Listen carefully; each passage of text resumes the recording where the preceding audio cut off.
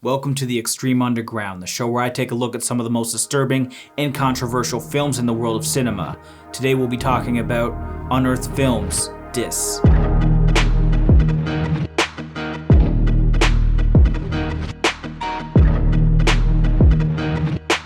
Directed by Adrian Corona, starring Bill Oberst Jr., Lori Jo Hendrix, and Peter Gonzales Falcon. This movie's about an ex-soldier with a criminal past that takes refuge in the woods. A demonic figure seeks out the seed and blood of killers to feed plants in the woods. I actually don't have any idea what's going on in this movie, but we'll talk about that. There will be spoilers, of course, but in this kind of movie, there's nothing really to spoil because it's very cerebral. It's more about taking in the art as it is and coming up with your own conclusions as to what exactly is going on. This is definitely a step in a different direction for Unearthed, who's usually known for like over-the-top gore and just crazy extreme cinema. And while there are extreme scenes in this, including the beginning, most of it is very trippy and is gonna make you just kind of question what's happening. That's not to say that there isn't creepy stuff. For example, the movie does kick off with a girl who's been chained up. She's been rotting in this cellar, eating nothing but rats. Like, she's actually physically rotting to the point where there's maggots in her head. She's being held captive by an unknown figure who kind of looks like he's wearing a mask right out of Brightburn. We'll call this man the Harvester because that's basically what he's doing. He's harvesting cum from both men and women as well as blood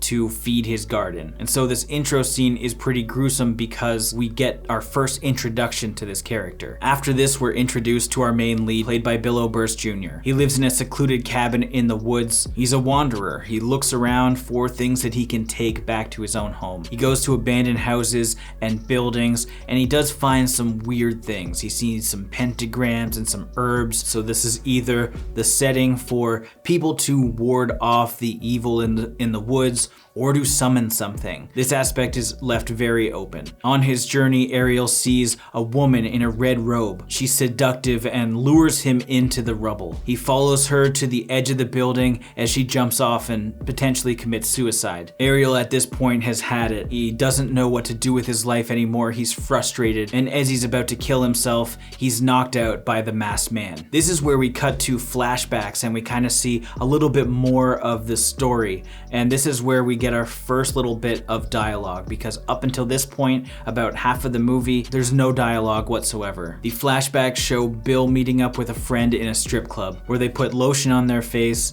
known as the cum of the forest. Whatever it is, it seems important. And this is the kind of thing where you're not going to quite understand what this is all about. Now Ariel finds himself in the same position as the woman that we saw from the beginning. He's chained up and he's tortured and used for both his blood, which is extracted via syringe, which is fed to the roots or whatever this person is growing. Bill eventually breaks free, but he encounters this burnt man who's super grotesque, and he ends up biting his dick off. It gets a little bit crazy, and then we flash forward to pigs eating his body. Now, getting into the specifics of what I actually liked, Bill Oberst Jr. does a fantastic job. I've always liked his work. He's an indie actor that deserves more than being in the indie scene, to be honest. Like, I've praised him in everything that we've seen him in for good reason. He's got a really unique look that really fits Ariel as a character because he's a weathered looking guy. You can tell that he's been through a lot of stuff. He's seen a lot of stuff. You can tell that Bill really embraced this character,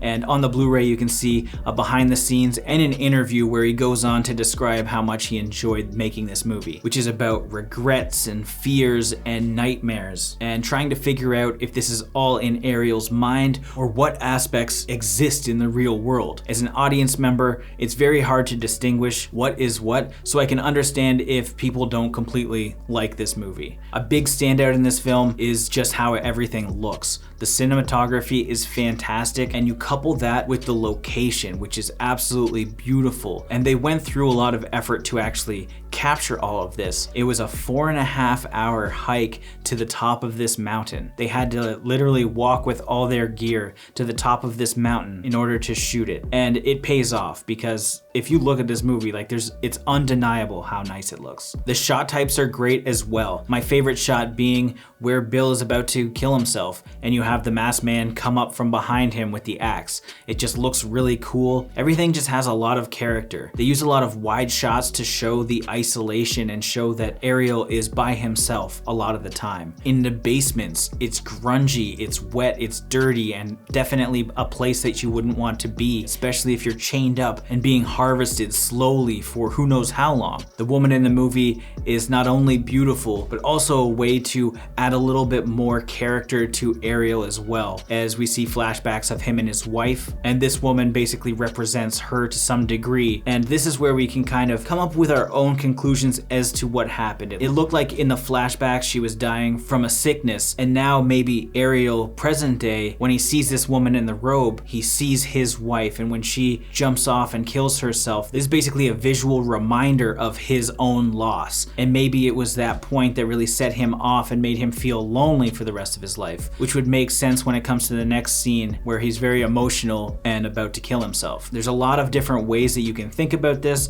and I know this is a lot different from like the other Extreme reviews for the Extreme Underground, but it's an Unearthed Films movie, and I think there's a lot of crossover of fans of Extreme cinema and of course other things that Unearthed has been putting out. Now when it comes to my dislikes, I would definitely say maybe the obscurity of things wasn't necessarily for me. While I can appreciate the artistic value and I understand certain elements, or at least I can put things together for my own interpretation, and I know that it's up to everybody's interpretation, I wish there was a little bit more guidance as to what it was initially about. Obviously, seeking for answers and having everything spelled out isn't necessarily what art is about in general. However, only having watched this once, I think like I would need a few more times to kind of really formulate some thorough ideas as to what all of this could mean, for me at least. So for that reason, I think a lot of people might be thrown off because you need to think about it and it's not going to make sense for everybody because everybody is intended to have their own interpretation of all of the characters and all of the situations that play out in this film. Some of the more noticeable issues that I didn't like were the voiceovers. The ADR when we finally do have talking is very poorly done.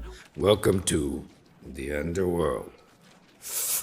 Or at least poorly mixed. I'm not 100% exactly what it was. It seemed like the audio levels were way too high. It's very fake and forced, and if I found out this wasn't ADR, I'd be absolutely shocked. Because there is a scene where I thought it was ADR, where Ariel screams into the void basically, but I did see it in the behind the scenes, and it was Bill screaming, so even though it sounded like it was ADR, it wasn't. So I'm not 100% exactly what happened here with the audio, but it was definitely a big turnoff for me. This is also a shorter movie at just about an hour, and I think I kind of wanted a little bit more. What exactly that would entail, I don't really know. Maybe even a prolonged sequence of Ariel when he's being tortured to kind of drag it out in a similar fashion to Martyrs, where the torture in that film was intensified by the length of the scenes and the repetition. And I think we could have been a little bit more on board with Ariel as a character if we saw more of his struggles before he actually eventually breaks free. I also want to know what the roots are, because you can see these things being fed and sometimes they like pulsate. Like, are they creatures? What's happening? How did that guy get the lotion? How long has this been going on? Because that's a flashback, it's black and white. I wish there was just a little bit more explanation as to what was going on. And I completely understand that this isn't the kind of movie that was intended to have explanation, but there are a lot of things that I wanted to know more about. At the end of the day, I did enjoy the movie. It does have some wonderful aspects, the cinematography, the location, the acting and the emotion from Bill Oberst. The creepy harvester was a really cool look, and the intro was really great. Although I do wish we had more of an explanation and we saw more of what the harvester was really doing and what these plants were all about. But at the same time, I understand the artistic nature of this movie in general. It seems very experimental, so if you're into that kind of thing, you might enjoy it. Unfortunately, the audio was kind of weird and I didn't love the flashbacks. I appreciated some of the storytelling, but I didn't like the man in the strip club. I thought he was kind of awkward and their whole interaction just seemed really unnatural. But when all is said and done, I'm gonna give this 3 blow-up dolls out of 5. As always, thank you for watching. Like this video and comment below with your thoughts on the film if you've seen it. If you haven't and you do want to check it out, links are in the description. And if this is your first time here, make sure you subscribe to the channel to stay up to date with everything Bloodbath and beyond.